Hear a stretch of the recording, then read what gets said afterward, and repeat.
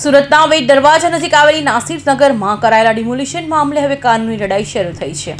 અસરગ્રસ્ત પરિવારો દ્વારા ગુજરાત હાઈકોર્ટ દરવાજો ખખડાવવામાં આવ્યો છે। ડિમોલિશન કાર્યવાહી અંગે અનેક સવાલો ઉઠતા હવે સમગ્ર મામલો હાઈકોર્ટ સુધી પહોંચ્યો છે।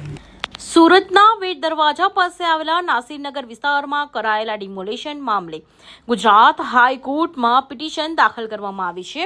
અસરગ્રસ્ત શેખ હુસૈન આઝીજીએ એડવોકેટ જમીર શેખ મારફતે હાઈકોર્ટમાં અરજી કરી છે। પિટિશનમાં જણાવ્યું છે કે સુરત મહાનગરપાલિકા અને પોલીસની હાજરીમાં ડિમોલિશનની કાર્યવાહી કરવામાં આવી હતી।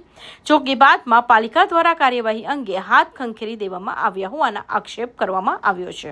કાર્યવાહી કરવા માટેની માંગ 29/5/2024 રોજ કતારગામ ઝોન સુરત મહાનગરપાલિકાના હદ વિસ્તારમાં નાસિરનગર ઝુંપડપટ્ટી એક નોટિફાઈડ સ્લમ છે। ત્યાં સુરત મ્યુનિસિપલ કોર્પોરેશન પોલીસ બંદોબસ્ત સાથે આવે છે, પોતાના ઇક્વિપમેન્ટ્સ લાવે છે, મશીનરી લાવે છે અને કોઈ કહે છે કે 100, કોઈ કહે છે 150, કોઈ કહે છે 200। એ સર્વે પછી ખબર પડશે।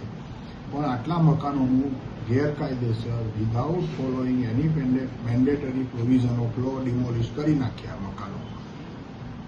પછી ખબર પડી આ લોકોને કે આ જે સ્ટાફ હતો તે સેન્ટ્રલ ઝોનનો હતો, એટલે એ લોકો નાસિરનગર વિસ્તારમાં સૌથી વધુ ઝૂંપડાઓ તોડી પાડવામાં આવ્યા હોવાનું જણાવવામાં આવી રહ્યું છે, જેને કારણે અનેક પરિવારો બેઘર બન્યા હોવાનો દાવો કરવામાં આવ્યો છે।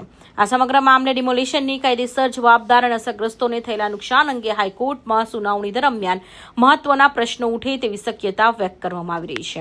હવે હાઈકોર્ટ આ મામલે શું વલણ અપનાવે છે તેના પર સૌની નજર મંડાઈ છે। Bureau report, Hind TV news, Surat.